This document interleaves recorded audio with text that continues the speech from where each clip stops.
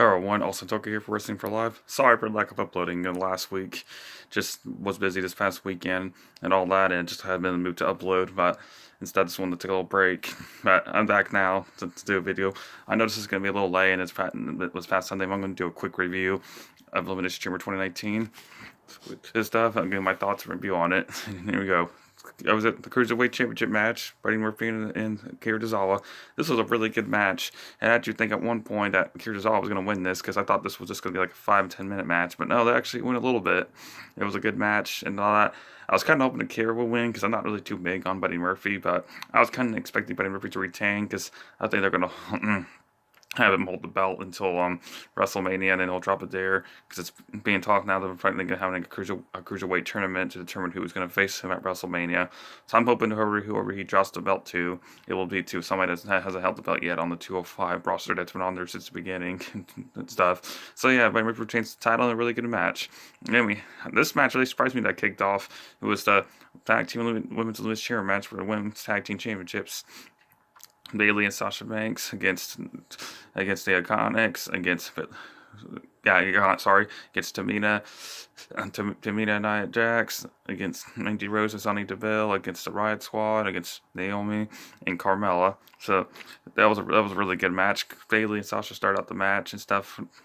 Like the spot where Nia at the end went through the chamber pod and then exploded and stuff. And I like how at the end I like sorry, I'm trying to get the words out. And so that little spot from last year where Sasha knocked Bailey off, and then they both were teaming up on the top against the Insomnia at the end. So that was a pretty good moment. So I thought that was a pretty good match. As we all know, Bailey and Sasha won the belts at the end, which I was kind of expecting and stuff. But it was a really good match. I thought that was really good. So yeah, Bailey and Sasha now the women's tag team champions. Then we had the Miz and Shane McMahon against the Usos for the SmackDown Tag Team Championship.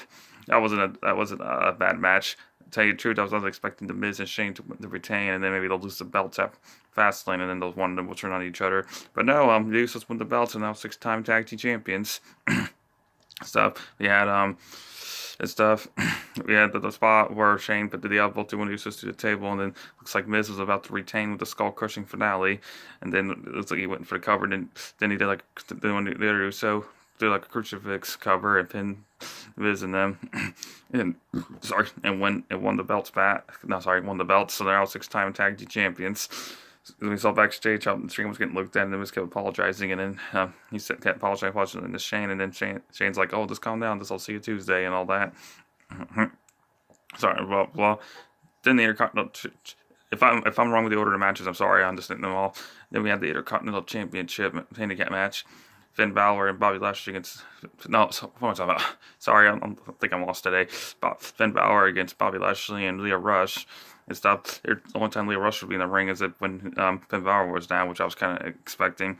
It wasn't a bad match. Finn ended up winning in the end when Lio Rush got too cocky and stuff, and he hit the sling blade, and then followed by a coup de grace to win the belt. Then afterwards, Lashley got frustrated and beat the hell out of Lio Rush. I was predicting right there. I said it right there with my friend that was watching it with me, Nathan, as you all know. I was like, I'm calling it now. Bobby Lashley and Lio Rush at WrestleMania, but as we all know, that didn't happen because on Raw they were teaming up, so I guess they got reconciled, and Lashley just probably just did that because he was frustrated. But yeah, Finn Balor finally wins a belt since August 2016, is now the new Intercontinental Champion. And they got the Raw Women's Championship.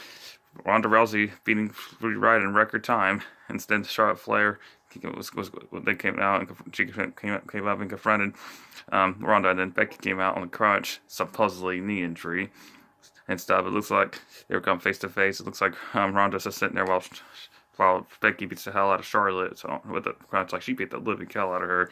Then it looks like she gave the other crunch to Ronda. It looks like she's about to beat the crap out of Charlotte as Becky beats the crap out of Ronda. So that was pretty. She should have saw that coming and stuff because Becky was pissed that she was taking out that match. I'm still predicting a triple threat match at WrestleMania, but we'll have to see what happens. So yeah, that's what happened to that. Ronda retains for a good time, and Becky beats hell both of them. They got Fastlane, or sometime after that, maybe Becky will get added to the match to make it a triple threat. So yeah, that was that match.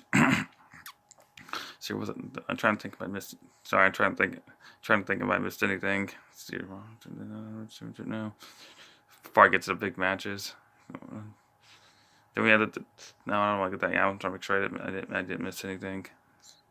Oh yeah, Baron Corbin and Braun Strowman. I don't see what the point of this match even was. It was just like maybe a filler in between matches.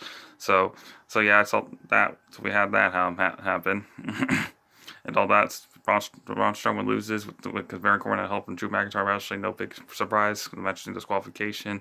They win with the triple powerbomb to the table and just steals that. So Baron wins James there, nothing special and stuff. Then, of course, I think the main event, the David Championship. Daniel Bryan defending against Randy Orton, AJ Styles, Kobe Keaton, Samoa Joe. Let's see who's the one that's going. Trying to think. Oh, Jeff Hardy. Sorry.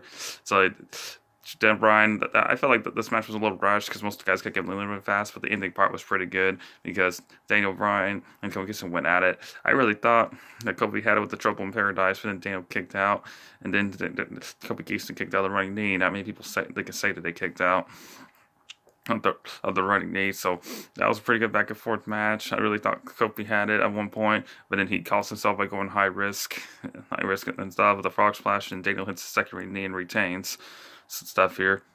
And then in another video I'm going to do here soon, there's been talking about who Daniel Bryan will face at WrestleMania, and I'll get into that in another video. But yeah, that quick Elimination Chamber 2019 reviews and thoughts. I thought some of the matches were good, some matches were decent, but it's stuff. But my favorite match of the night was definitely the women's tag team elimination chamber match. I thought that was the best. I thought that was the best match of the night and stuff. The WWE Manless Chamber, that was okay. I felt like everybody got eliminated too quick and stuff. Baron Corbin and Braun Strowman was and then Ronda Rousey was pretty quick, and then the SmackDown Tag Team match was not too bad. The tag handicap match was pretty good in my opinion and stuff. Kofi Kingston, a great dog. Give him credit. He should get a WWE Championship run, which I'll get into that in another video as well about what's going on with him now and stuff when it comes to the WWE Championship hunt. So yeah, that's my thoughts review on Elimination Chamber 2019. If I rate it 1 to 10, I'm probably 7 or 8. I had to grade it from an A to a F. I had to give it a B plus. I know it's a little late, but like, share, and subscribe. Let me know what you thought about Elimination Chamber 2019 and what you would rate it from 1 to 10 and what you would grade it. Let me know in the comments below. I'm Austin Tucker from Wrestling for Life, and I'll see you next time.